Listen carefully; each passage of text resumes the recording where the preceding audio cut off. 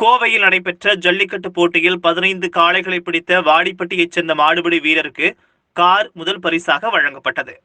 கோவை மாவட்டம் செட்டிப்பாளையம் பகுதியில் 4வது ஆண்டாக ஜல்லிக்கட்டு போட்டிகள் நடைபெற்றன.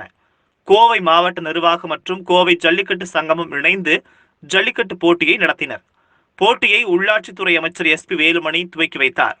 மாடுபிடி வீரர்களின் உறுதிமொழி ஏற்றுக்கொண்டு போட்டிகளில் பங்கேற்றனர். ஜல்லிக்கட்டு போட்டிகளில் பல்வேறு மாவட்டங்களைச் சேர்ந்த 1000 காளைகளும் 750க்கும் மேற்பட்ட மாடுபிடி வீரர்களும் பங்கேற்றனர்.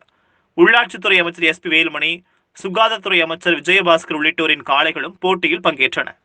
வாடிவாசலிருந்து சீறி பாய்ந்து வரும் காளைகளை பிடிக்க காளையர்கள் மல்லு கட்டினர்.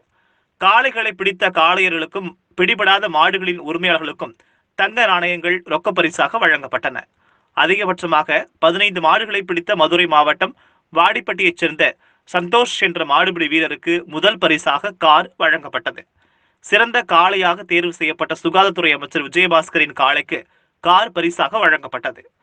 13 காளைகளை பிடித்த கார்த்திக் என்ற மாடுபிடி வீரருக்கு 2ஆம் பரிசாக பைக் வழங்கப்பட்டது. 11 காளைகளை பிடித்த திண்டுக்கல் மாவட்டம் நத்தம் பகுதியைச் சேர்ந்த கார்த்தி என்ற மாடுபிடி வீரருக்கு 3வது பரிசாக ஸ்கூட்டர் வழங்கப்பட்டது.